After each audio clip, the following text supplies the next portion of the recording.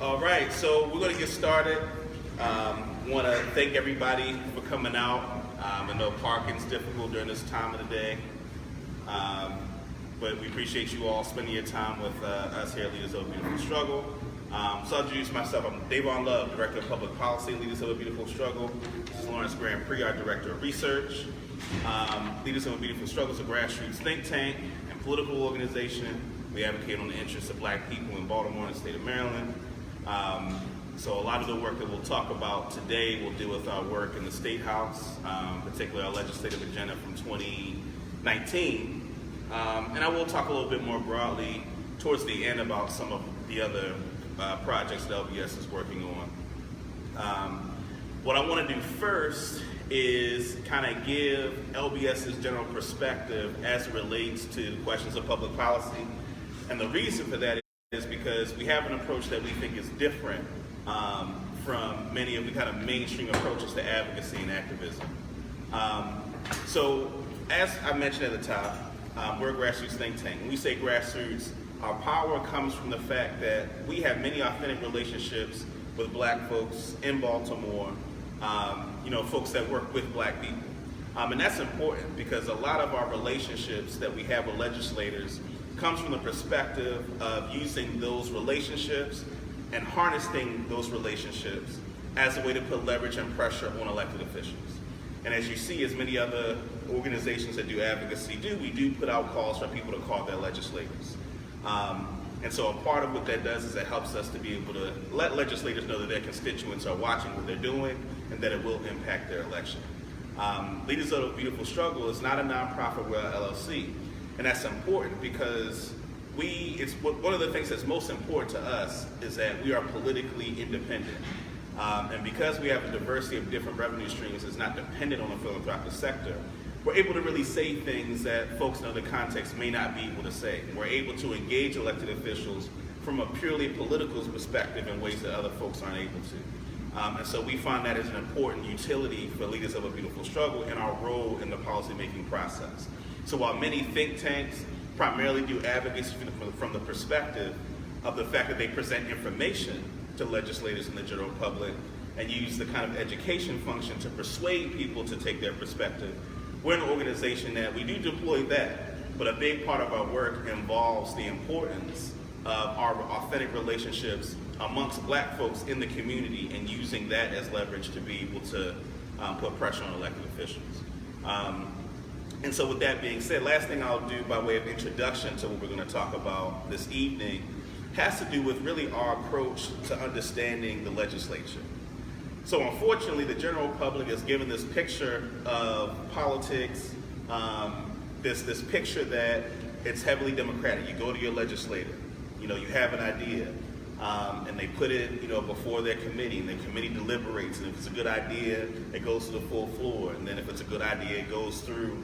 What really happens is that the presiding officers, both the Speaker and the Senate President of our General Assembly, set the agenda.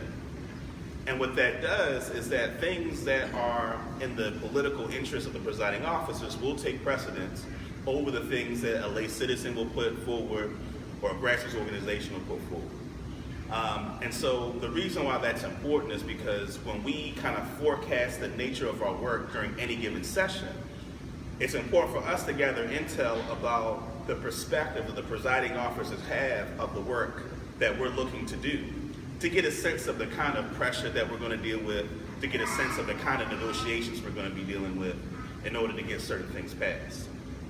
There's even, for folks that aren't familiar, situations where the legislature the presiding officers will decide that certain issues they won't take up that session. So they may decide, we'll talk about it, but we're not going to move anything this session, right?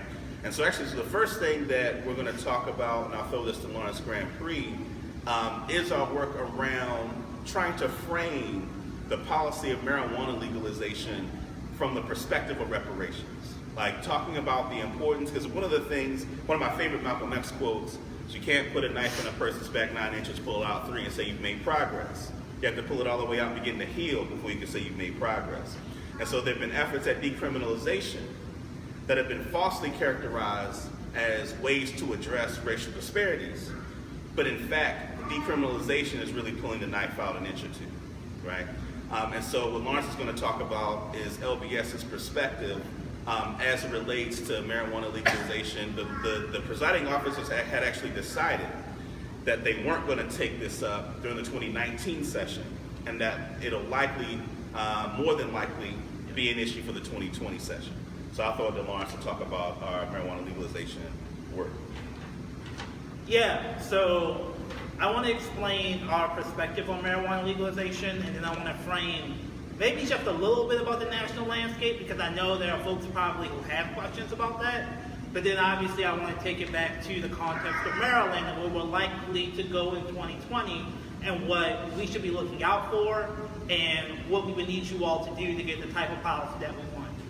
So the way that I explain it is that socially just, effective cannabis policy or marijuana policy, whatever you want to call it, it's basically a three-legged stool. And without one leg of the stool, it falls over. And LBS is going to really focus on one leg of the stool and be looking for our allies and advocates to take up the other pieces of that tripartite system. So the first part is resentencing and expungement. So obviously there are a lot of folks who are in jail for marijuana possession and or distribution charges, which is basically just largely poor black and brown folks being in jail for what this state is about to let rich white people make tons of profit off of. That's not right. Those folks should not only get out of jail and have their sentences annulled or resentenced, they should be able to get their records automatically expunged. That's one layer of cannabis policy, is resentencing, expungement, and also dealing with the potential collateral consequences of cannabis use. Will you be tested on your job? If you're a federal worker, are they going to drug test you? So that's one bucket. The second bucket is equitable access to the cannabis industry. So there's a lot of folk who obviously are saying, we got a lot of people who have been cannabis entrepreneurs for a long time. They're entrepreneurs of color. How do you get them in the industry? And I want to say two things about that. First, this is absolutely essential.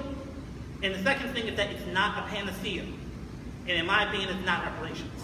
It's essential and it's a start, but that's where a lot of the focus goes. It's business creation in the marijuana sector. The reality is, it's a very difficult sector to make money in. So even if you took folks out of jail and put them to the front of the line to own a dispensary, they would still need $3 million to open a dispensary. So then you're getting into the question of capital, you're getting into questions of capacity and expertise, and all of those things should be addressed and dealt with. But there's a large community of cannabis entrepreneurs around the state who are trying to organize and figure out answers to those questions. The problem is that of the 10 states that have legalized, none has figured out the silver bullet to that question. So there needs to be a lot of work there, but that's not our focus. LBS is focused on the third leg of the stool. And analyzing the cannabis legalization laws from the other states, I would say it is the leg of the stool that has been probably the least focused on. And that is, what do you do with the tax revenue that you get from recreational adult use marijuana? Now, medical marijuana in this state is not taxed. That's a very intentional thing because folks were arguing you should not tax medicine, right? So there is no excise or additional sales tax on that medicinal marijuana. Of course, those companies make profits and those companies pay tax. That's something different. Recreational marijuana, in really every state that's passed it, has had not only the sales tax onto it, but an additional tax onto it, kind of like we have with cigarettes, right? So it's funny because I basically spitball these numbers, but the more I kind of go into the projections, the more I feel comfortable with it. It's going to take a while for the industry in Maryland to get up to speed, but when it does, it's going to produce between $75 and $175 million per year in tax revenue. That's a broad scale, could be higher, could be lower, right? Depending on how you tax it. So 3 or 4 years ago, I got interested in this policy because it just seemed unfathomable to me that we would spend decade after decade hyper-targeting specific communities for excessive enforcement of cannabis prohibition and not be able to reinvest in those communities after it's legalized. It not only is morally wrong, it is structurally problematic because when you hyper-target a neighborhood for incarceration, in this case through cannabis policy, in the 90s it was the #1 driver of increased drug arrest was cannabis, you basically disrupt the communal ecosystems of these neighborhoods, the civil society that drives these communities. You literally put it in jail.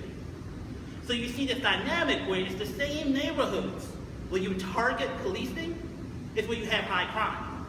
And then people say it's because those people are deviant, those people are criminals. It's like, no, you've actually shredded the civil society in these neighborhoods that would potentially give people alternatives to the underground economy.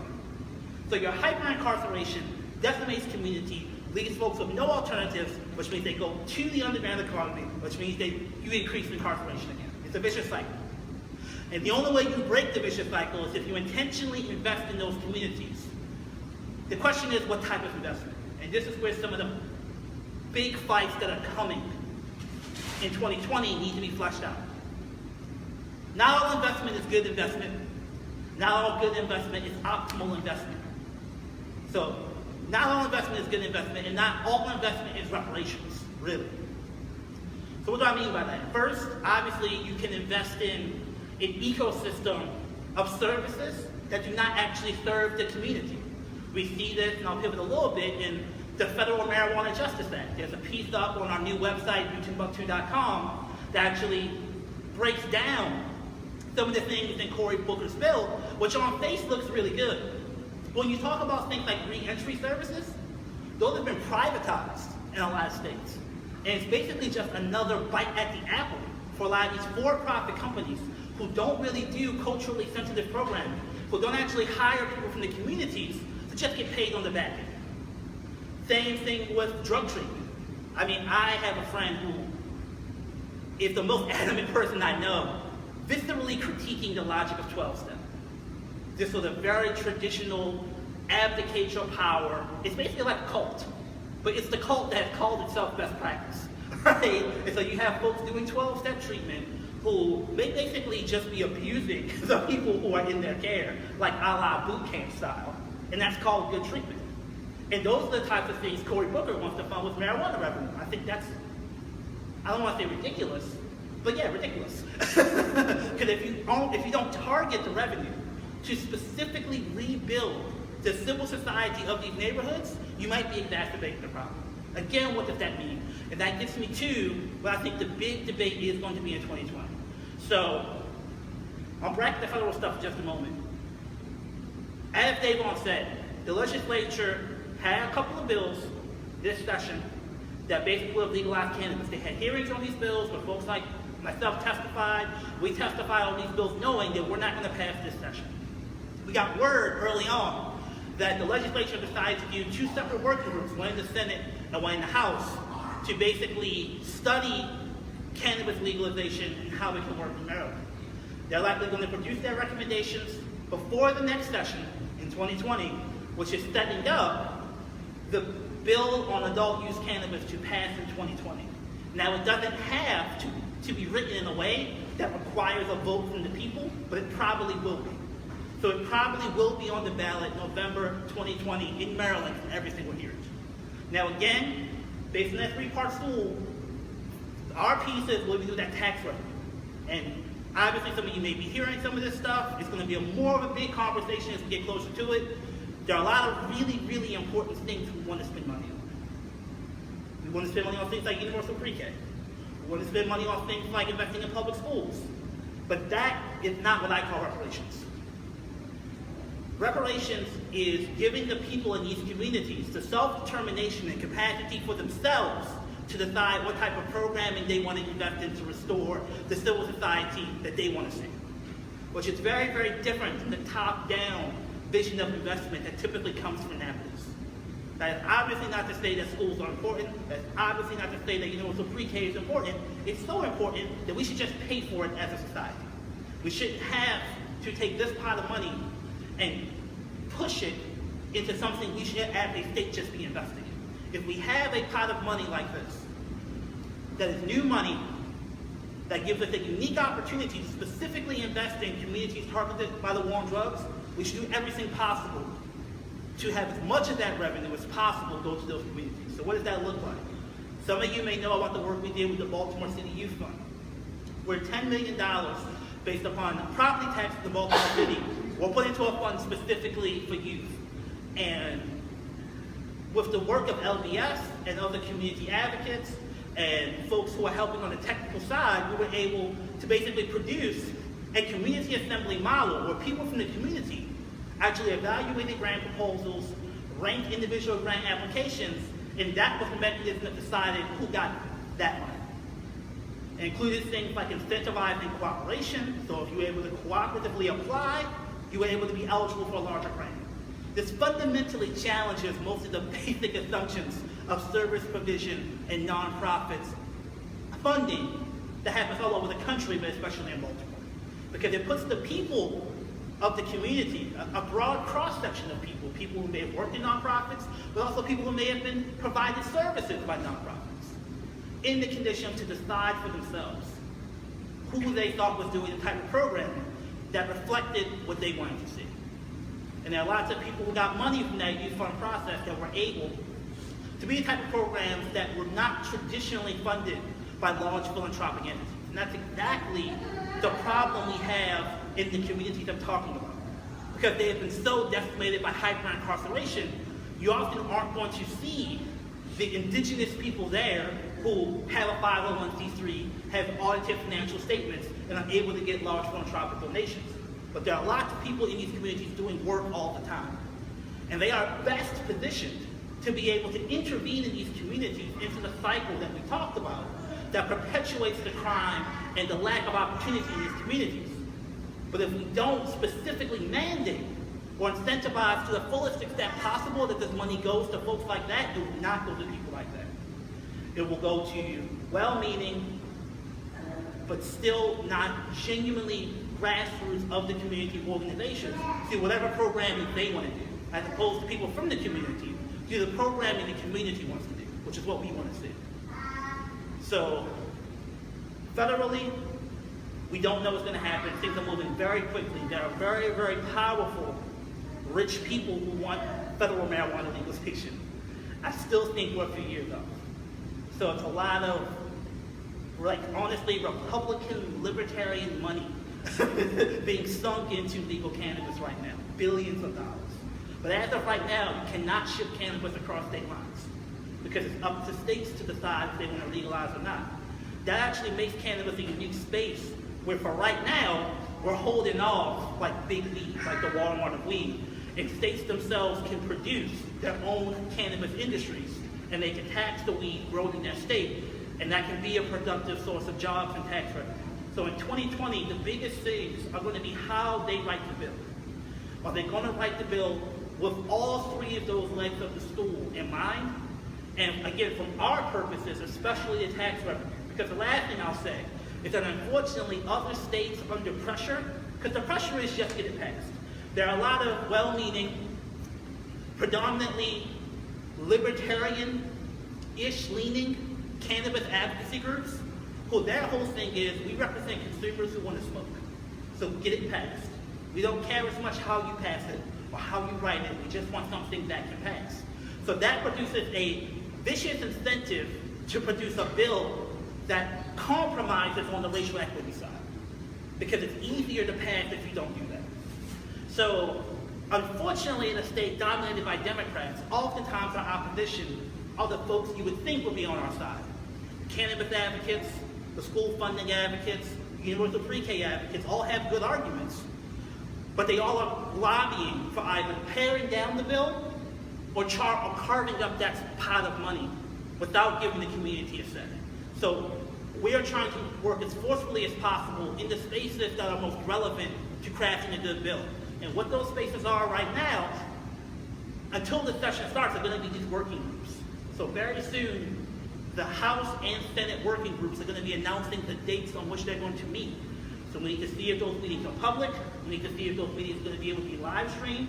We need to see if those meetings are going to be able to open up for public testimony. And we have to do everything possible to have this perspective embedded into whatever comes out of those working groups.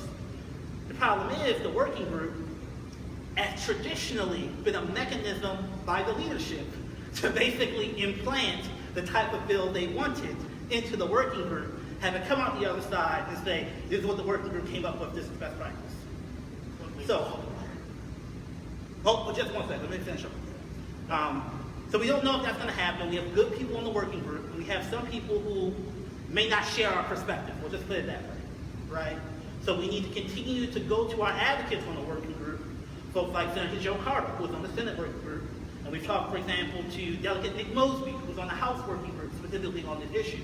And we're going to try to get these perspectives embedded into the working group's recommendations. If that does not happen, we have to be willing to go to 2020 and fight as hard as possible to get this bill to reflect the actual best practice. No state has really done a great version of this bill. Many of these, like every state that's legalized, has given money to the cops. Because that's the way you grease the skids of policy. Because the cops are like, look, marijuana is a nuisance, people drive high, give us money so we can deal with the nuisance. And every state has basically given money to the cops in one shape or form or another as a political palliative to pass this. I just think that's sad. I think we have to do better here in Maryland because people need that money. But they're not going to get it unless we actually fight for it and push for it and make it the best bill possible. So you had a quick question though? Yeah, there's like no leadership right now though. We think the Senate's going to flip over. Yeah, Dave wants to talk about that. All right, so what I'll do is I'm actually going to talk about some of the other legislative initiatives that LBS worked on this past session, and then we'll just take any questions that folks have. So one other kind of overarching thing is that the State House is the place, where the Providence, it has the authority to make policy around criminal justice. So if you're trying to address issues of criminal justice, you have to go to the State House. City council, local government doesn't have much control over the nature of policy as it relates to criminal justice. So, police reform. So we actually work with some of our partners at the ACLU in trying to pass a bill around the Maryland Public Information Act. So currently, police personnel records and investigatory records are they're seen as personnel records and sealed from public view. So that you cannot get access to those records. And so one of the things that we were looking to do was to try to make those records public for the purpose of external entities being able to do investigations of law enforcement. The compromise that we were able to get, so actually the initial bill that we were supporting, HB 412, which was a bill sponsored by Delegate Eric Barron out of Prince George's County, and the ultimate bill that ended up being the final bill that addressed this issue, the compromise was making it so that officers accused of engaging in severe bodily harm or who haven't killed somebody, that those records would be made available to the public. We thought that that wasn't enough, because if you're going to have entities to investigate police officers, you want them to be able to have the full record, to be able to identify patterns and be able to get all the adequate information. So we decided, us and the ACLU, we decided not to support the compromise piece of legislation that was, the bill was sponsored by Luke Clippinger, who's the chair of Judiciary. I think it was like 1382. HB 1382. So we decided not to support the bill.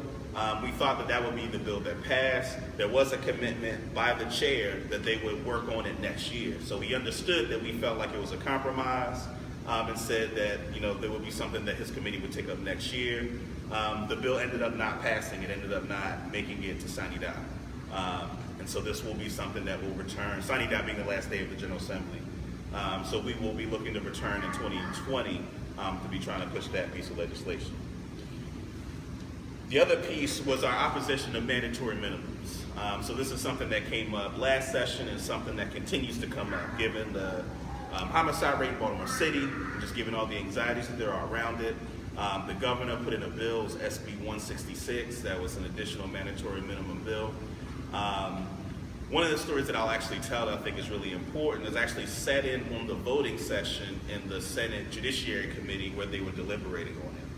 The argument that we have been making both to the general public and to legislators is that the problem with mandatory minimums as a public safety approach is that the problem isn't the length of sentences, that most data, that criminological data suggests that it's not the length of a sentence that is a deterrent to crime, but it's the certainty of being caught. If you have a police department that is currently in shambles, I'm sure many folks are familiar with the Gun Trace Task Force that revealed what a lot of people in the community already knew, which was the rampant corruption within the police department. If you can't get police officers that can effectively do their job, right, then you're not going to be able to actually get the folks that are the drivers of homicide and violence in Baltimore. What the mandatory minimums do is they actually, when you enhance sentences, what you do is you create more leverage the prosecutor uses to then, in plea bargains, increase the amount of time that a person would have to spend behind bars, right? So it's not that most folks are convicted of that second-time gun offense, right? But what ends up happening is that in the negotiations, because most cases don't go to trial, most of them end up with plea bargains. And so what that bill does, when you take it from a 5, so the mandatory minimum currently is 5 years. Well, it's actually 10 years because of the crime bill of 2018 that we tried to fight against.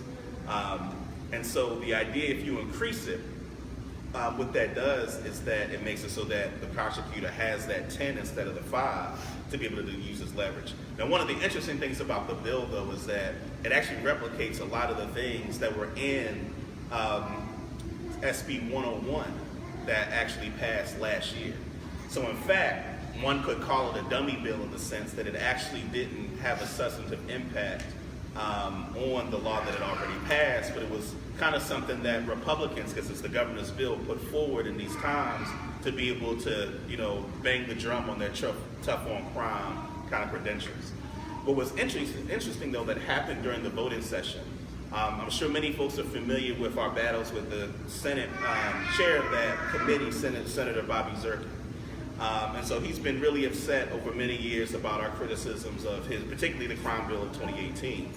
But what's interesting is during their deliberation, of course, the other piece of the argument that we've been making why mandatory minimums are problematic is because what you do is you suck in people that are proximate to the violence that happens in the community, not the people that are drivers of it. So what happens is you make it so that more people are susceptible to being sucked in. And one of the things that they saw, because the public safety article in the code is actually in different places and it's confusing if you don't, look at it all.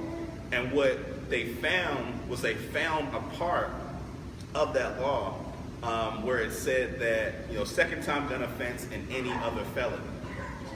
And Senator Zirkin actually recognized it, kind of looked around to the committee and was like, okay, we can't put that out, right? And what he was recognizing is that any other felony part means that second-time gun offense or any other felony triggering those mandatory minimums is exactly what we have been talking about. It's exactly the mechanism by which you suck, because felony, that can include a variety of things, right? And so you're sucking in people that aren't necessarily folks that are perpetrating the kind of violent crime that one would be attempting to try to get by doing mandatory minimums. And so the bill ended up being held and it didn't make it out of committee.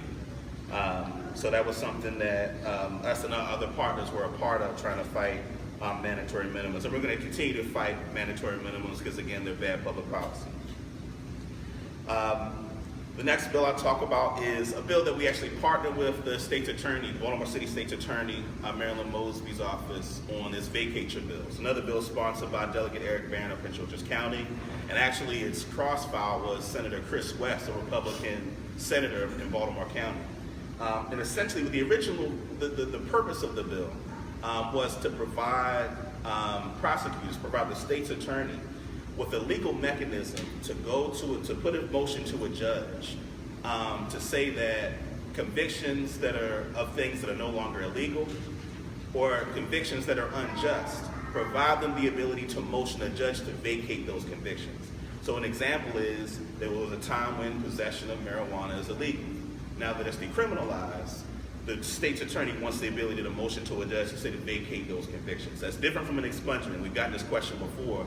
An expungement, it stays in your record, but you're talking about blocking it from public view, right? So it's still a part of your criminal record, but you're trying to block it from public view so people don't see it. Vacating conviction means that the conviction goes away, right? So you're reversing a conviction that was previously held. And the idea is that those convictions shouldn't stand today if it's something that's no longer legal.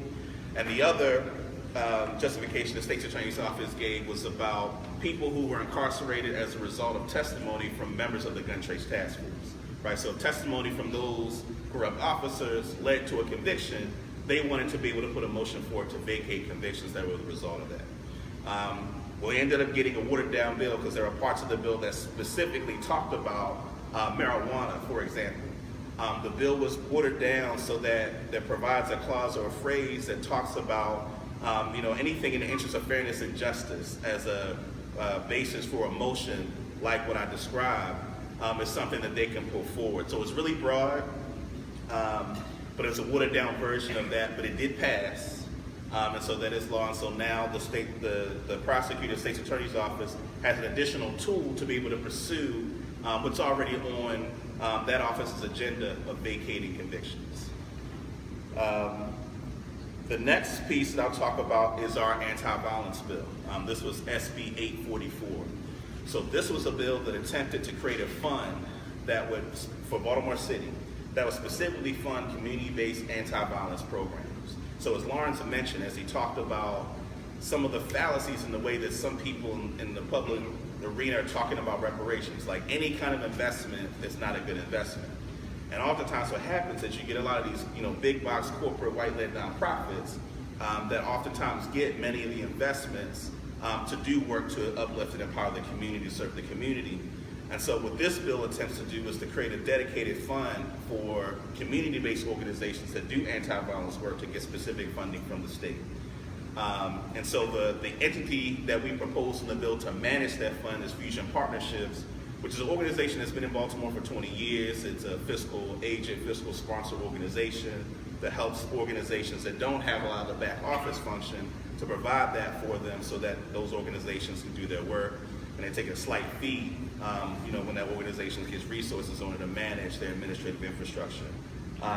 Unfortunately, that bill didn't make it out of committee.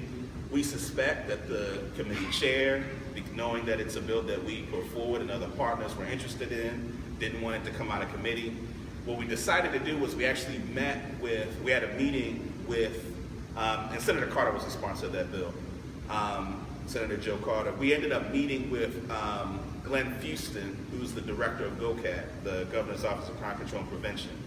And so we're looking to try to have a follow-up meeting where we can essentially establish a fund, kind of circumvent the legislative process, and maybe have the governor's office pilot this program that the bill would create. Last thing to talk about in terms of legislative stuff, and this was really the most sensational of the things that were worked on during session, was fighting the Johns Hopkins Police Force, the establishment of a private police force at Johns Hopkins University. And so I want to say a few things about, just broadly about it, and then talk about some of the specific legislative dynamics. The first is that Johns Hopkins as an institution has done tremendous harm to the residents of East Baltimore. And it's actually at a point now where it's a matter of public knowledge. In fact, there's a recent book that was published by a gentleman named Antero Piatello called The Ghost of Johns Hopkins, where he highlights the history of Johns Hopkins' problematic relationship with East Baltimore. So we're talking like not just the gentrification of the late 90s, early 2000s, but we're talking like the history of experimenting among black folks. Of course, many people should be aware, and if you're not, become aware of Henrietta Lacks, the cells that Johns Hopkins has done experiments on, these immortal cells that are probably accounted for billions of dollars in terms of Hopkins' wealth, power, and influence. And so Johns Hopkins as an institution for black folks in Baltimore is by itself problematic. And so much of the opposition is based on that. There were times, and I'll jump ahead and then come back. There were times during some of the legislative conversations about the private police force where many folks that were opposing it were cast as people that you just hate Hopkins. You're not thinking about it from a policy perspective. And of course we were thinking about it as a matter of policy, and I'll get to that in a moment, but I think that it is not insignificant. Hopkins as an institution and its relationship to the community, I think that is also a matter of public policy, and the precedent that it sets that an institution that has such a horrible relationship to black folks in Baltimore would be given a private police force at their request. The other kind of broader thing that I want to mention is that setting a precedent of public safety as something that can be privatized is something that we should be severely alarmed about. One of the benefits of public safety being a public good is that people who are within a community where there are institutions that govern their lives, but people in that community should have the right and responsibility to oversee those institutions. And so it being a public good, we go to the ballot box and vote for councilperson, state house, mayor, whatever, because people are selling us their ability to effectively provide those public goods through a publicly accountable process. When you start to privatize law enforcement, you create a precedent, right, where companies can decide to make their own rules about how policing operates within the jurisdiction that they own or have control over or are authorized to have control over. And that creates an additional barrier to getting accountability that we already have with public safety, with law enforcement as it currently exists. So those are kind of two overarching pieces that really animated our opposition to the bill. Now let's talk specifically about the piece of legislation. There was a very intentional attempt to include things unrelated to authorizing Johns Hopkins to have a private police force as a sweetener for the bill. So it included money for youth works, right? Includes money for a variety of different programs. One of the things that was initially in the bill, and I actually think this is really important, one of the things that was initially in the bill was an allocation of $3.5 million for 5 years for the Baltimore Children and Youth Fund. What's interesting about that is Lawrence just mentioned that LBS and others were a part of pushing the operational framework for the youth fund, and the core team that's working on it was never informed about putting that in the piece of legislation, right? And so those are some of the things that they did. And so for me, that was a preemptive strategy on the part of those supporting the bill. And this is a really common strategy. Like our partners who worked with us to fight Bobby Zirkin's crime bill last session, that was the same approach. When you put good things in the bill and mix it with things that are problematic in order to force people to take the bad stuff in exchange for the things that they perceive are worthy enough to put the bad stuff through. So that's one piece of it. There are two other pieces of it that are important. The first is that there is a section of the bill that identifies, so they outline the boundaries of where the police force has authority. But then there's a piece of the bill where it identifies where there are exceptions to the Johns Hopkins Police Force and their jurisdiction. And those exceptions include things like if the governor or the mayor declares a state of emergency, right? All right, that may make sense. But there are two other exceptions that we find highly problematic. One is if you're in pursuit, right? So if an officer is going after somebody and they happen to go beyond the boundaries, right? They now have jurisdiction to go beyond the boundaries that are set forth in the piece of legislation. The second piece, and this one is actually even more alarming, is if the Baltimore City Police Department authorizes them to do so. So within the bill, there's an exception where if the Baltimore City Police Department authorizes JHU to police outside of the boundaries, that is an exception that is in the bill, right? And the reason we find that the most problematic of those exceptions is literally because there's no description in the bill of a process by which the police department authorizes the JHU police. It's simply authorizing it. That can be as simple as a text message, right? Simple as a phone call, right? And so it really allows Hopkins a tremendous amount of latitude without the accountability. The other piece is the accountability board. An accountability board, a 15-member board, 13 of the 15 folks that they appoint, an accountability board that is accountable to the university leadership and not to the community. And they tried to sell it as if this is kind of some state-of-the-art level of accountability for a private police force. And so, so those are kind of the legislative pieces that were really involved in terms of with the bill, the highlights of the bill. To talk more, again, about the process legislatively, leadership was very involved in making sure the bill passed. It's kind of why I started from in the beginning when I talked about the power of the presiding officers and how it's not the process that we hear about in academic talks about you put a bill forward, people consider it, it moves up the ladder. It was very clear from the very beginning that leadership was interested in this bill. That there were many legislators on the Senate side, because they got to the Senate first, who said the Senate president was very clear about asking them to vote for the bill, which is a part of why on the Senate side, you had all but 2 legislators vote for the bill. And then on the House side, so the 47 senators, 141 delegates, on the House of Delegates side, there were conversations that leadership had with legislators lobbying for their vote. And so what that does, when you're in the position that we're in, as people trying to push a particular agenda, that you're asking a legislator to go against leadership. And there's a level of pressure, there's a level of consequence that can be levied against a legislator if they go against leadership.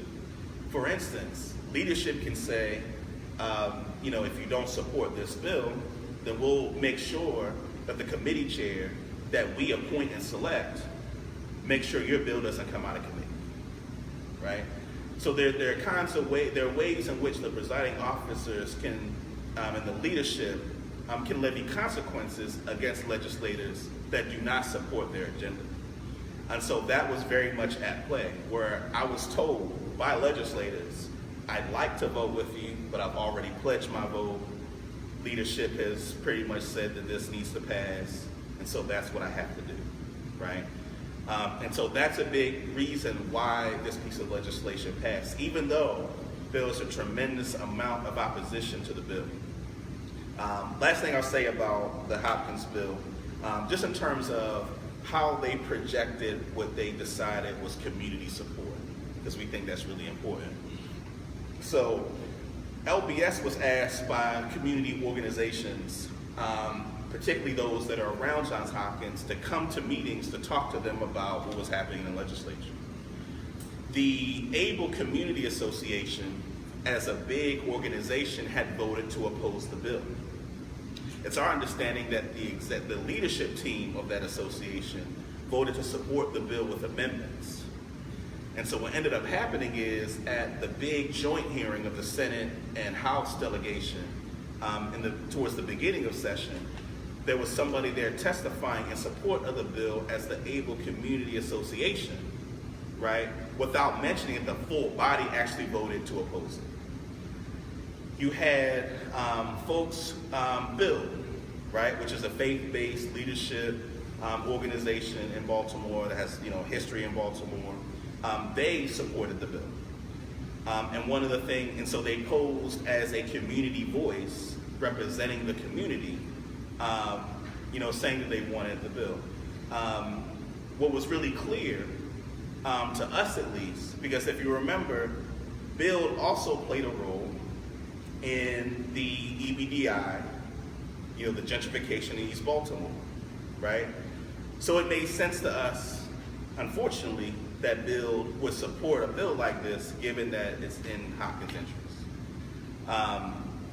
And so there were folks who were kind of trotted out as representatives of the community in these hearings to say the community wanted this legislation. And many legislators would say that what they heard was, and not even just legislators, but people who were kind of watching, their perspective was, we thought that the community wanted it, right? Even though, like I said, we were going to meetings in neighborhoods where folks were saying they didn't want it. And in fact, the Baltimore City delegation, I think it's 16 members of the Baltimore City delegation, which voted to support the bill as a delegation. And what's interesting, as I mentioned before, leadership can force legislators to do what they want them to do. And so we saw that as leadership exercising its influence over the Baltimore City delegation and pushing them to support the piece of legislation. And that's one of the games, as Lawrence mentioned, you know, one of the things that we're well known for critiquing is the Democratic Party leadership and the way in which their tactic is to appear to represent and empower the community, but protecting the institutional arrangement of racism and white supremacy in order to get what it is that their partners are interested in. Now, fortunately, there are students that are doing sit-in. They've been doing a sit-in since the session ended. They're there now. I'll actually be there with them Monday morning. And so there is still things that can be done to try to stop the establishment of this police force. One of the things that the bill does is it says that there has to be an MOU, a memorandum of understanding that happens between the mayor, the Baltimore Police Department, and Johns Hopkins, and that the city council has to be involved in approving that memorandum of understanding.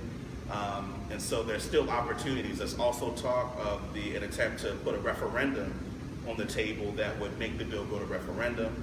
It's my understanding that the Attorney General has rendered an opinion that because of the allocations in the bill, that it is referendum proof. And so it's my understanding that there are folks working to place a legal challenge against that opinion in order to allow folks to organize a referendum and have them put it on the ballot. So that's that. And then I guess the last thing I'll end up before we take questions, it was alluded to earlier. The Speaker Michael Bush passed April 7th, and so there's a race for who's going to be the new speaker.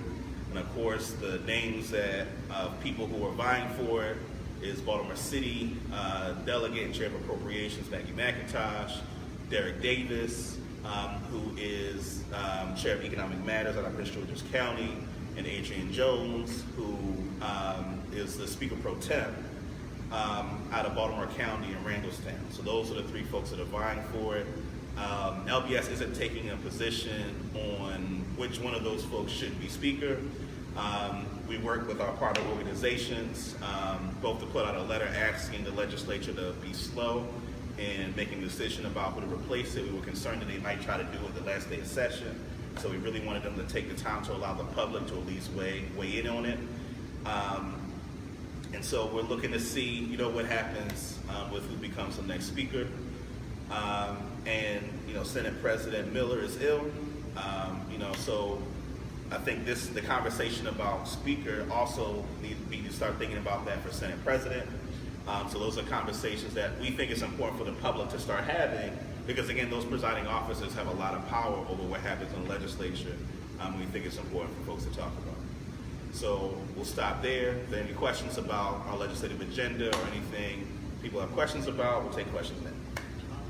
So, speaking about mandatory minimums, can we roll minimum time served into that conversation? Because I really do not like the concept that you don't get parole until you've been here for a certain amount of time. And look, if you go to North Dakota, which is a Republican, completely red state, when they decide that you are rehabilitated, you are ready to re-enter society, they give you an apartment because they have HUD, they give you food because they have SNAP, they give you Medicaid, you get health insurance, they give you whatever behavioral health services you need. They put you out of the prison. And a caseworker helps you get a career, get a job. Because it's expensive to keep you in prison anyway, we can pay for all this stuff. There's no, oh, well, you've got a 20-year sentence, you've got to serve 18 years first. Well, you've been here for 15 months, but, you know, everything seems fine. You cleaned right up. It was some 17-year-old kid who murdered someone because of gang crime problems. And, you know, people were insecure. He had an illegal gun and shot someone. It wasn't really a bad person, and we're moving them out of the prison. It doesn't matter how long they've been there. I want opposition to minimum time served as well as mandatory minimum. I don't want people in prison unless they are actually a threat to public safety. I want them out and back in our communities as soon as they're ready to come back. So a couple of things about that. The first is that there are organizations that have been working to push for that in the state of Maryland. Part of the problem, and it goes back to something that Lawrence and I mentioned, is that even though we have a democratically controlled legislature, they're very conservative on issues like anything really having to do with black folks, right? That this legislature is very conservative about. And the reason why I say it that way is because you mentioned it's a North Dakota or South Dakota that you mentioned? North Dakota. You mentioned North Dakota, right? I imagine that its black population is significantly less than what it is in the state of Maryland. Yeah, and I've heard people say, oh, it's different there. They have fewer Right. people. They don't have as many people in prison. And I keep telling people are all the same. There are no differences between people in cities, people in the rural areas. There are no differences between people in high crime and low crime areas. They all respond to their environment. They will try to tell you, well, it's different. There are different kinds of people. The criminal element is different. They're all people that respond to their environment. Well, I'll say this. There are differences, but I would say the problem with the way that those differences are deployed in a society based on racism and white supremacy is this notion of the inherent criminality of people of African descent or people of color. No such thing. And so a part of the problem is that because that's the lens that is baked into the collective American consciousness, those are the kinds of things that wouldn't be considered for black folks, particularly in a state where the majority of folks that are incarcerated or are people of color. And so a part of the legislative challenge between, and even on things that aren't as going as far as you're describing, but even things like expungement, which should be really simple. Like our partners at JOTF, they've been trying to get a bill passed around automatic expungement of non-conviction, so you've not been convicted of anything. And when I've testified in support of their work, a lot of what you hear back from legislators are the horror stories that they try to pull out. You know, that what about this person that's a killer or a murderer, right? And that language resonates. I don't know if you're familiar with Willie Horton. No. So Willie Horton was a person who, during Bush Dukakis 88, where Dukakis had paroled Willie Horton, and Willie Horton went out and committed a violent act. And so that was used during the Dukakis-Bush 88 election that lost Dukakis the race. And so that is the formula that is often used in that narrative that resonates in a society where white supremacy is baked into the collective American consciousness. That is what we're dealing with. And so a part of it has to do with really challenging the perceptions that are held by many of the legislators, many of them not from Baltimore. Many of them have not been around. Even folks that are Baltimore legislators or close to Baltimore haven't been or immersed themselves in the communities from which violence and crime actually happen, so they understand the nuances and are able to dislodge the notion that folks are inherently criminal with what you described, which is that the environment creates an environment that facilitates violence and that people are just inculcated in that culture. And so I think there are a bunch of things that I think fit along that. What you described, I think, is the end of the road. That's like where we'll end up.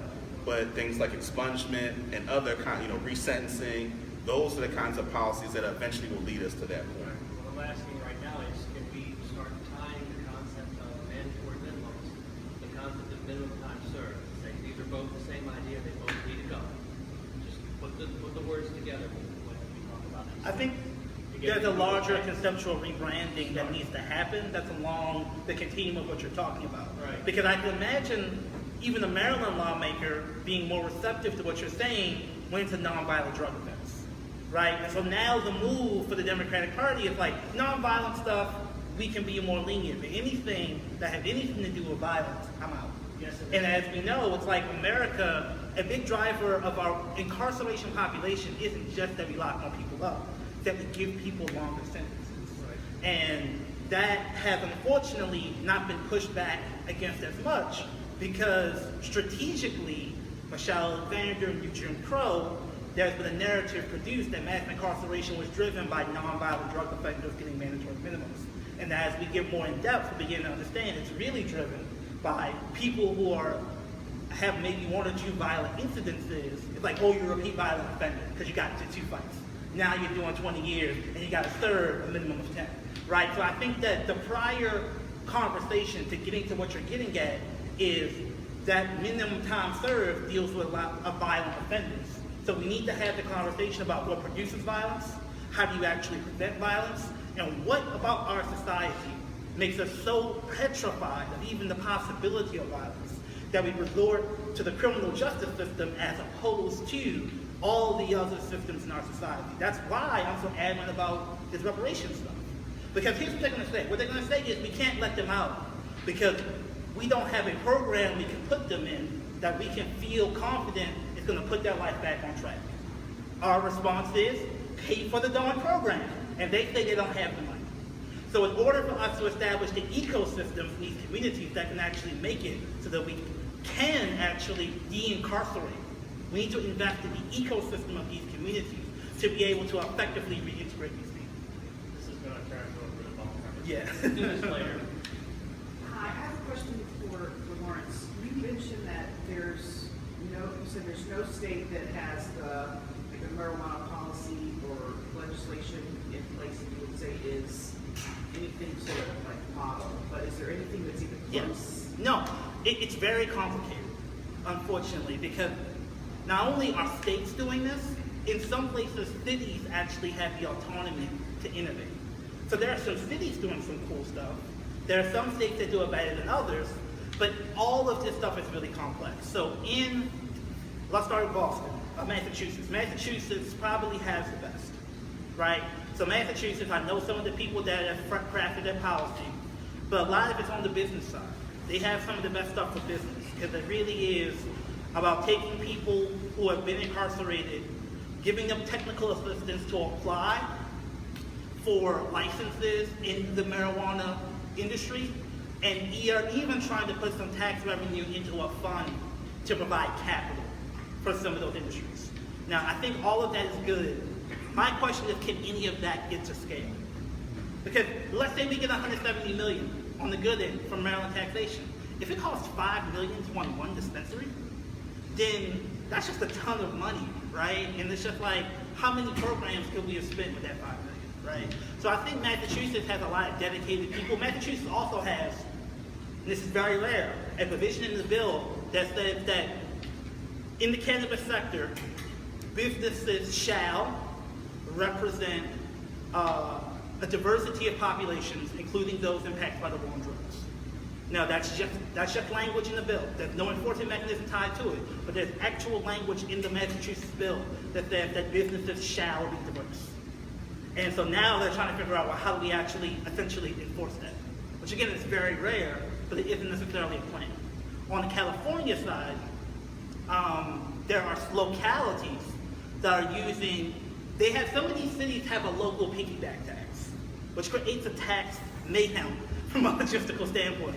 But cities like LA and Oakland can actually tax on top of the state tax to be able to generate revenue. So there are some localities like Los Angeles that are actually using the money they generate from their cannabis piggyback tax to invest in community programming in some of these communities. California also has a roughly $50 million fund, which they're trying to use to invest in economic opportunities in neighborhoods impacted by the war on drugs. $50 million for the whole state of California. California, on the other hand, also put a third of their budget of tax revenue into like the university system to study cannabis. So it's like, there's a handout to the universities, not to say we don't need research, but there's a handout to the cops. It's like 10 to 15% of the bill goes to like the state highway patrol to deal with high driving. Almost every state. And what I was told by someone in California is like the reason we got that bill passed was because of the money we gave to cops. So that was the concession they felt they had to make, and almost every state does something similar. Some people put it in the general fund. Some people put it all to education. But no state has made a substantive commitment that a specific percentage of the money will be allocated to programming restorative to the harmful war on drugs. Different states have taken little chunks of money to do that, but no state has made a foundational commitment that that's what we want to use this money for. And everyone keeps talking about how progressive Maryland is. And again, it's like my whole argument is like at the end of the day, kind of like what was said before, you're going to have to pay one way or another. Because these neighborhoods where you've sucked out the human capital for 30 years, they don't disappear just because you legalize marijuana. In fact, and this is actually kind of frightening, when you legalize marijuana, eventually the price of legal weed comes down because you just produce enough. That supply and demand kicks in. And that's when you start putting the underground economy out of business. So you're going to put people out of business who are now feeding their families the only way they can through the underground cannabis economy. But it gets worse. And this is what's happening in California right now. When you have these companies come in and invest millions and millions of dollars in legal cannabis. They get that industry up, and they say, thank you, lawmakers. Now put the underground economy out of business, because they're eating into my pocket. So not only will you not stop criminalization of cannabis sales, you're actually going to have the legal cannabis industry lobbying for increased police enforcement against underground cannabis sales. So it's More money to policing again. exactly, and that's the trap. That's the trap here. So you need to invest in programming in the communities where you're about to put people out of business. And unfortunately, like, we should do everything possible to make that industry diverse, but you're talking tens of thousands of jobs or opportunities or programs that are needed in these communities. I don't think the cannabis industry alone can produce that amount of economic impact. So we can have the best, most diverse cannabis industry in the country, and it would still not be enough to account for the decades of human capital and civil rights violations that have been done to these communities. So we have to invest in it.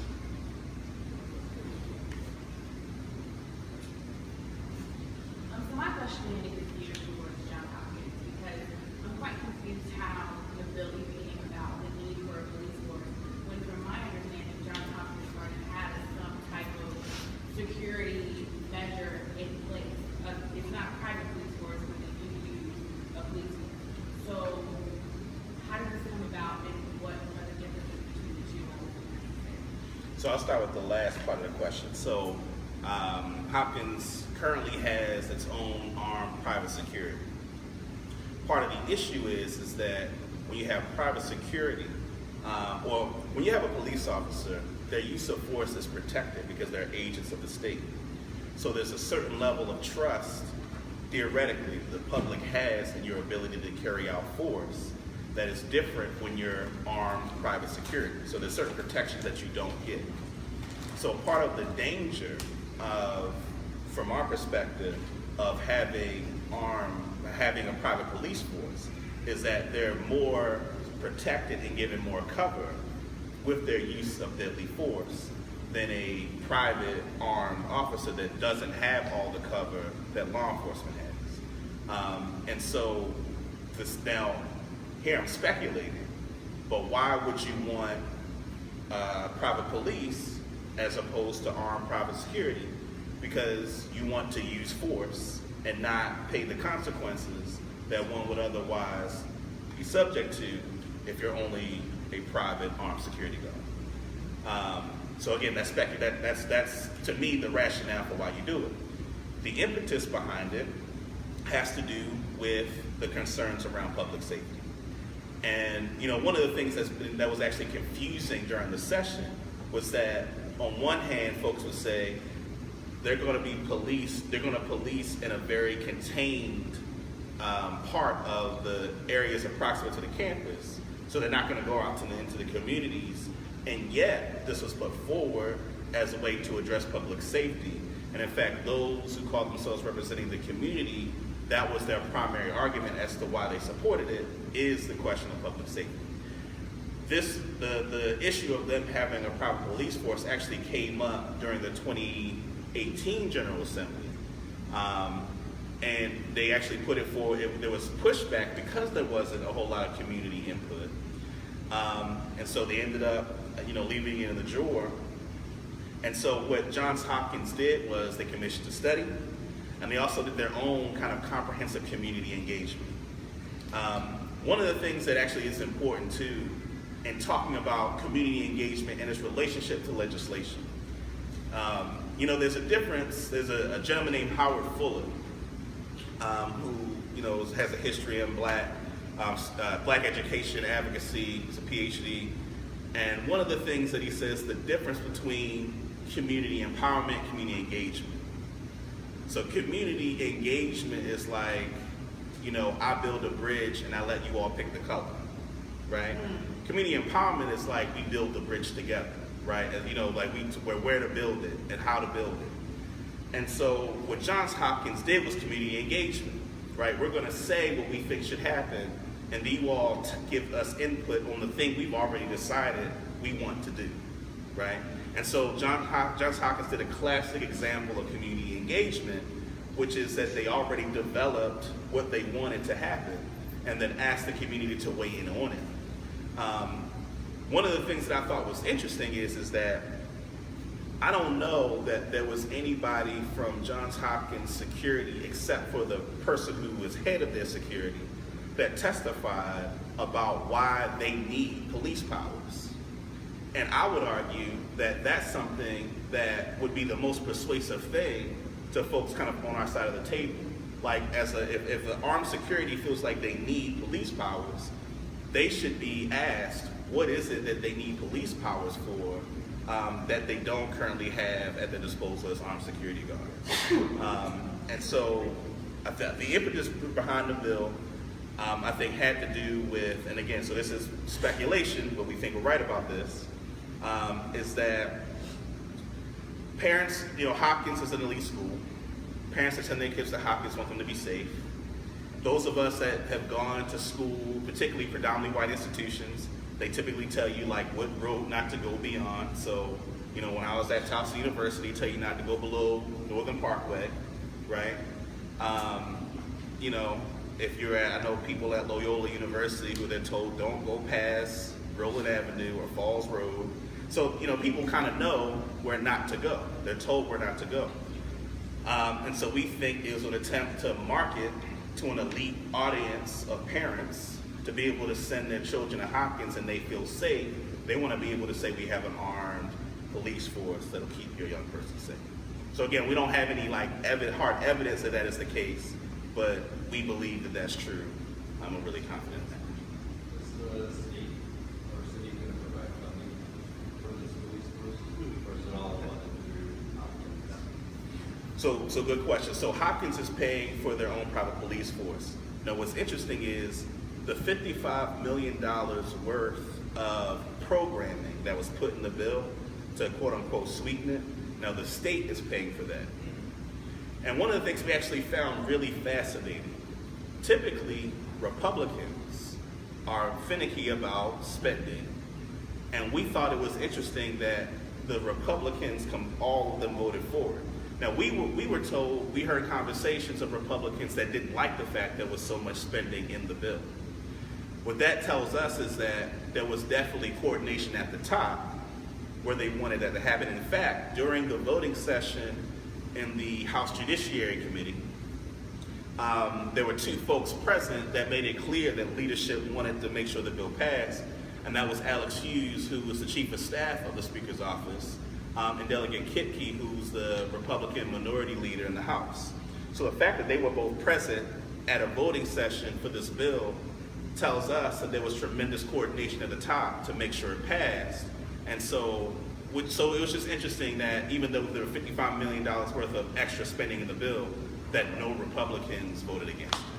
So, just for clarification to this question, are you saying that the funding for like the Youth Works program, the state is going to pay for that? The state is paying for that. But Hopkins put it in the bill as if Hopkins was going to pay for it. The argument that they put forward is that they say that they do a lot of philanthropic work in the city already.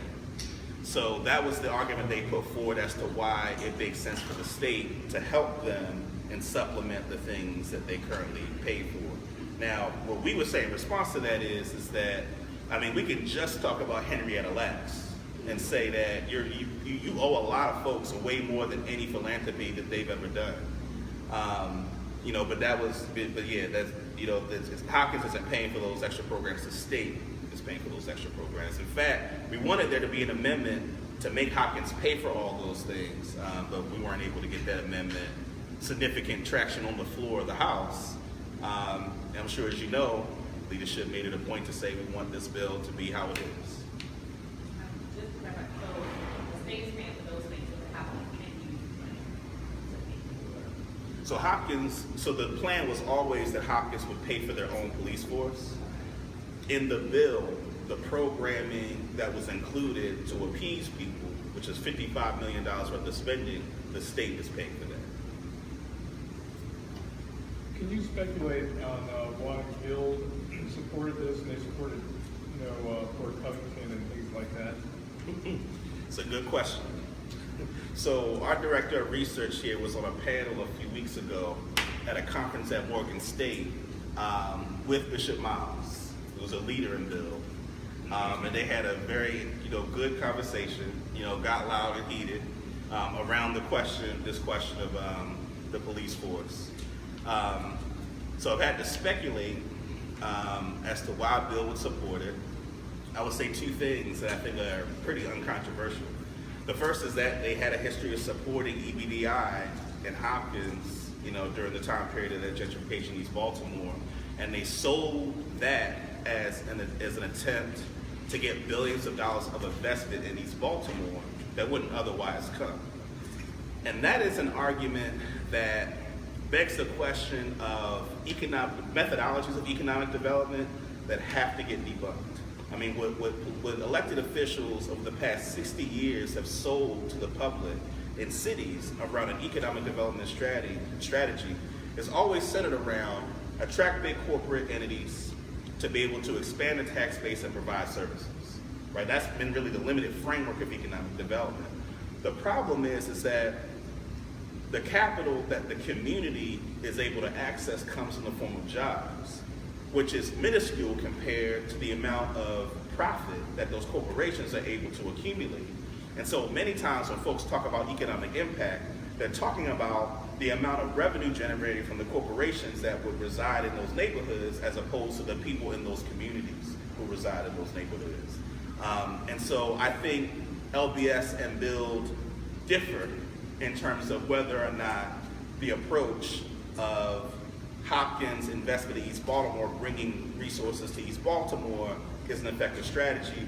We think the past 15, 20 years of history demonstrate that we were right about that, but we can debate about that at some point with them. And I'll tell you what Bishop Miles told me the time I talked to him before we had the conversation at Morgan. It was actually at Hopkins Business School.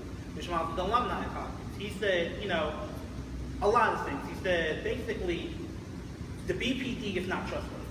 So you can't expect anybody to trust the BPD. I think that that's up on him.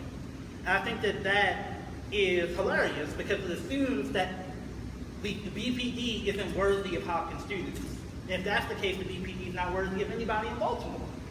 So instead of withdrawing from the BPD, you could actually go through a process whereby, for example, Hopkins increase their payment in lieu of taxes. Hopkins does not pay taxes, but they do give the city money in what's called a pilot, payment in lieu of taxes.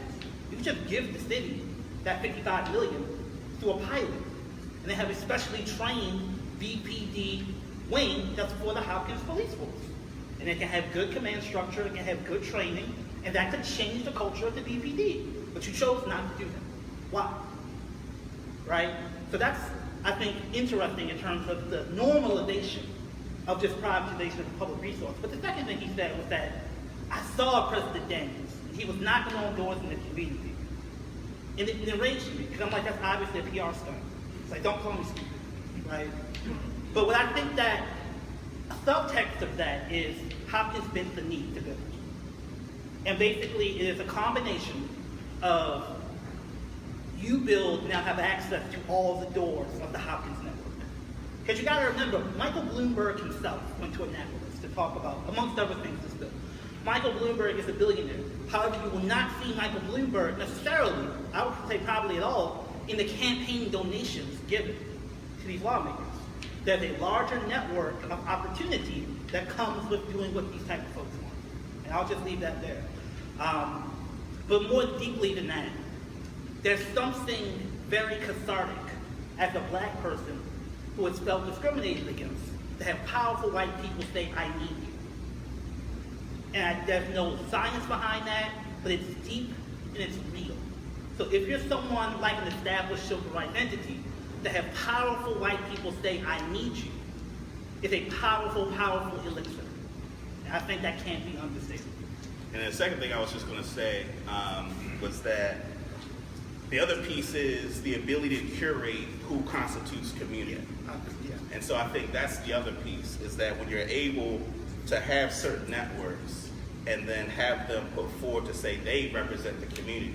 So these folks are just ideological and upset and don't like Hopkins, but these are folks that actually live in the community that want it. When you're able to curate who comes before people to represent community. And I think that's a part of the function and role that Bill played in that relationship.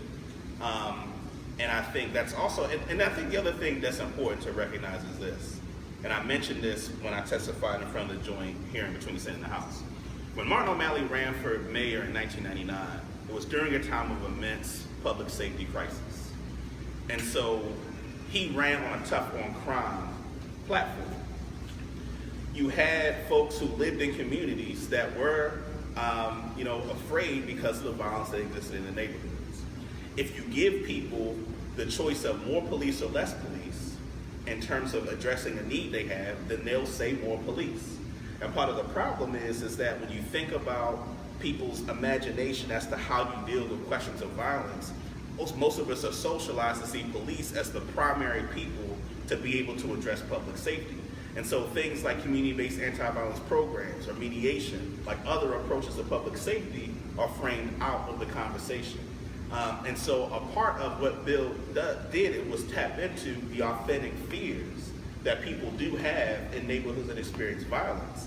And so if you're able to go to someone who's experiencing that violence and say, look, we're going to have people policing your community and making sure that you're safe, I think that it would make sense for them to advocate for a bill like that if that's what they're being sold. So a part of it is being able to help put forward more options for the community. And that's a part of why when I was saying, when Hopkins says, here's the thing we're going to do, as opposed to the community generating, it's because I imagine if the community had to get together and all the diversity of the community to generate a solution to public safety, it would not be the Johns Hopkins Private Police Force. But that's not what institutions like Hopkins does, and unfortunately, Bill was an accomplice to that. I'll go here and then I'll come back. And the BPD just put a call out for applicants to serve on the administrative hearing board for civilians to serve, and I was wondering, one, if you have a position on whether that's of value for residents of Baltimore City to do, or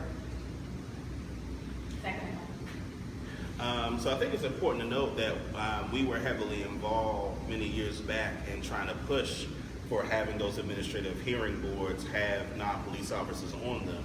There was a time when the Law Enforcement Officer Bill of Rights had a prohibition of non-police officers serving on those trial boards. So we think it's a positive step to have non-police officers on those trial boards. One of the things, and this is anecdotal, but one of the things that and kind of our observation, because the way the hearing boards work is the commissioner recommends discipline, the officer can either take the discipline or they can appeal, and that triggers a trial board. And so anecdotally, there are more officers that are, instead of going to a trial board, just taking the discipline, right? And so there have been, at least in Baltimore City, there have been less trial boards as a result of the fact that that opening has happened. I think the biggest value, because the civilians on trial boards is a step, there's a whole lot more that needs to be done, as we talked about earlier. The biggest value is that I think it's important because the industry of policing and public safety for many years has been very insular, right? That they have really not allowed people outside of their profession to weigh in on how they operate.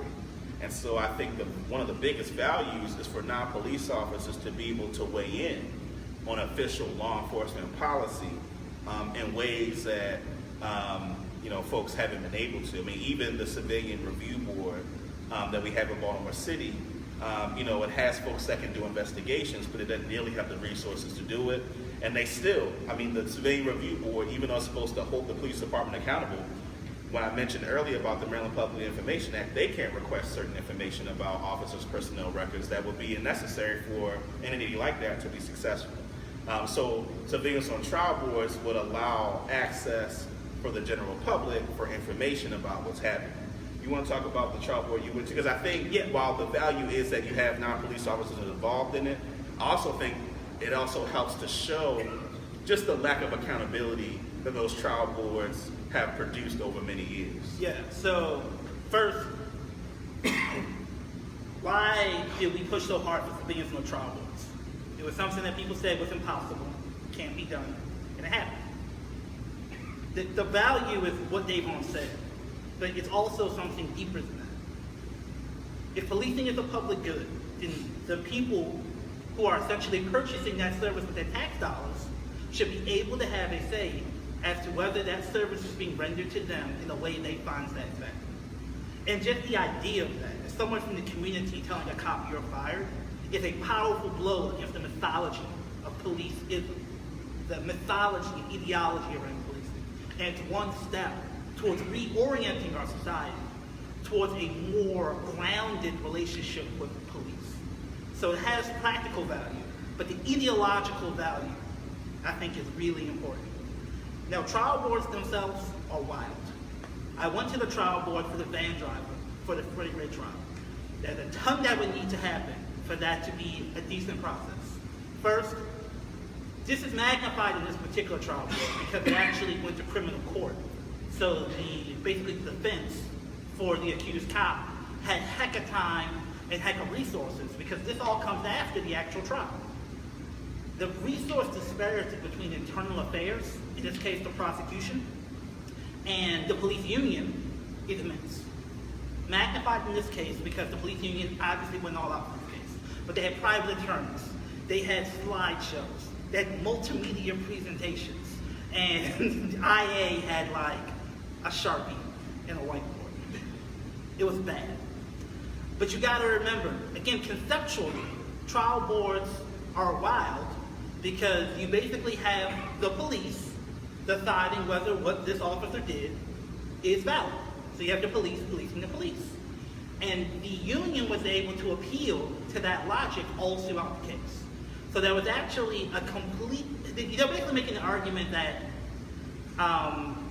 first of all, the people in Gilmore homes were dangerous. So therefore, the police officers who were accused didn't do anything wrong the way they interacted with them. And so that logic was magnified when they said that when you go in to seatbelt someone, they can bite you.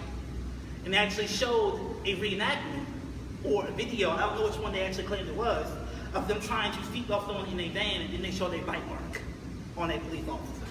So in the piece that I wrote, also on the new RV website, youtube.com, I called this the Walking Dead defense. They basically used the Walking Dead defense. People in West Baltimore are potential zombies. They will bite you if you get too close to them. So that's why we didn't seatbelt Freddie Gray. And it worked. And that's being a bit spectacularist and facetious, but that is that was the feeling that you get in this environment. And it works because there are other police officers that are judging. So you need to have like fundamental change to that process. It's not a court of law, it's internal court for the police department. So it's like a public official is figuring out whether you fired him or not. But it's like hearsay apparently is acceptable. Like you can actually have hearsay in the court, which is like ridiculous. And that's just magnified when you have this massive resource disparity because the union can go all out if they want to. They literally had a private attorney drive the route of the van and record everything. And the last thing I'll say is that one of the provisions of the Law Enforcement Officer Bill of Rights requires that one of the cops be from a separate jurisdiction. Which sounds good in the abstract because like you don't want someone from the same jurisdiction, they may know the person. It's like obviously. Flip that, which is what I saw. Flip it. They don't know enough about Baltimore. They don't know enough about Gilmore homes. They don't know enough about West Baltimore. All they hear is that Baltimore is a land of savages. And when you show them footage of someone potentially, allegedly biting a cop, it just plays right into that. Which is why I feel like they need to have officers living in the communities that they police because they reestablish the sense of community. And you might walk a little softer. That's part of it. That's part of it. If you require them to live in the city, they live in Grove Park. Like you can't require them to live in the hood. And so we need to be realistic about what can legally happen, because you technically can't have a residency requirement, and it goes way deeper than that. Like it just goes so deep. Because if you can be from Baltimore, but also internalize that feeling, and so it's just it's fundamental to the job. And if you know you will not be held accountable if you go up the scale of force, doesn't matter who you are. If you're scared, you're going to default to what you need to do if you know you're not going to be held accountable. So that's why we were so adamant about a trial board, because you need to have power. You have to have a real deterrent where if I do this, I may not go to jail, I may not be able to feed my family, because I'm going to get fired. That's a deterrent. That's power. And unfortunately, in this process, it gets really emotional, but we need to recenter power in this discussion. So I'll take two more and then we wrap up. So during the last election cycle, I had the opportunity to see a few of the events where the candidates spoke, and I got to see Stephanie Smith talk a lot, and she was very amazing. There was a Republican running in her district whose answer to everything, every question, no matter what it was private security. We'll have more people who are private security officers walk around. That way, if they see somebody who's trying to break into somebody's car, we don't really need police doing that. We can have the private security, stop them and deal with that. And school choice, which is, they talk about, oh, you can't go to school across the street to the next zip code, but we're really funneling money into private schools. I'm looking at the Johns Hopkins thing, and what I'm seeing, she got her private security. I don't know if there's a different way to read that, but it looks like what we got was private security as an expansion to our police force. Is that what I'm seeing here? I mean, I think that's a reasonable way to characterize it. The way I would put it though, because it's not, Republicans aren't our problem in Maryland. No, I know that. Right? And so what I want to say is that I will put it a little differently, which is that the response to the fact that we live, so Amos Wilson wrote a book called On Black Violence, where he says that the phenomena of homicide of black folks in cities like Baltimore around the country is an externalization of a suicidal impulse, right? That when you live in a society, a racist society, where every day you see images and hear narratives of the inferiority, inherent criminality of black people, right? That it creates that feeling of worthlessness that then makes it easy for someone to take the life of someone that looks like them. And so instead of doing the work to address that dynamic, what this society, what this legislature decided to do was to increase the level of punishment, to increase the level of force that could be exercised against black people, as opposed to actually dealing with the system of white supremacy that produces the phenomena of homicide in our community. And the reason why I think that's a more important framing is because, and even in the example you gave about North Dakota, their willingness to do what they do for folks coming out of prison, because white folks don't have attached to the imagery that is generated from the society notions of their inherent criminality such that people are more willing to do the humane thing, which is figure out what's wrong with somebody, figure out how to help them, and give them opportunities so that that's mutually beneficial to the community and the society of that individual person. And so it's like you're gonna go so far to create a private police force, and instead of trying to address the issues black folks face, just accelerate the force. And I think it's important for people to understand, that framing of it. So take one, if there's any more questions, if not, what I want to do to close us out, so I want to thank everybody for being here.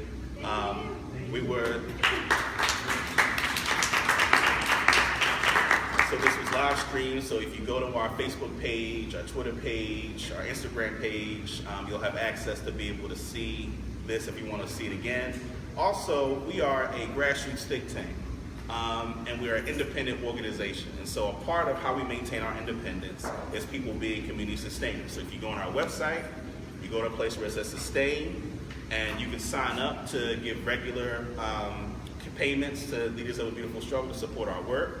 And so right now we're almost at 400 people that give us on average $15 to $20 a month. And so the more support we have, the more we're able to do this kind of programming, and it helps us be able to maintain our independent voice to advocate unapologetically for black people in the political and policy making space. So we invite you all to do that. And as Lawrence alluded to, we're launching a platform, the New Timbuktu platform, where there'll be material from a perspective that's rooted in the black radical tradition and African-centered thought on a variety of different issues. And so please check out New Timbuktu. We're also going to be doing a seminar series that'll start in July. I'm doing an 8-week seminar in Tuesday evenings on African-centered approaches to advocacy. So I'll be discussing kind of historic examples of people of African descent using methodologies of advocacy and go all the way to present day. Shauna Murray Brown, who heads up Kindred Community Healing, is going to do an 8U seminar series on race equity and mental health. And so those will be opportunities for people to go really deep on a lot of the material that LBS typically references and the stuff that you'll see on the New Timbuktu platform. So we invite you to join that. Again, thank you all for being here. Safe travels.